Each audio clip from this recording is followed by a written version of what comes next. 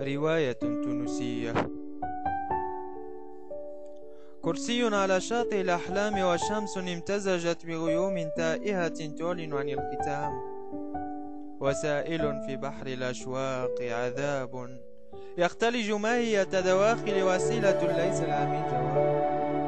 كم من امرأة أحببت يا قلبي، وكم من امرأة دمرت. سألتك يا قلبي ومن الأدب أن ترد، كم من الآيات غزلت. عذرا أجل سيدتي عذرا، فعلى قلبي ما أراد، وجاء دور سيدتي الكفية وأدركت فيه أن القدر اختارك أنت. وقدر ما أحببتك سابقا،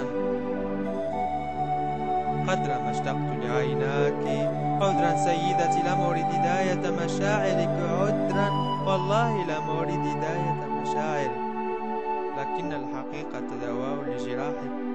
أجل سيدتي ليست عذاب على ظهر الخيبة تمتطي خيالي.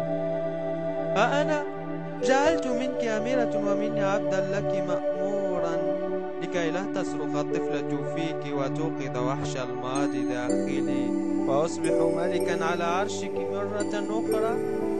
فما دمت بين يديك سيدتي لن أشتكي من آلام الماضي اللعين، وكيف أشتكي وحضنك حرير يأوي جسدي الذي كان تائها بين أكوام الوحدة والملل.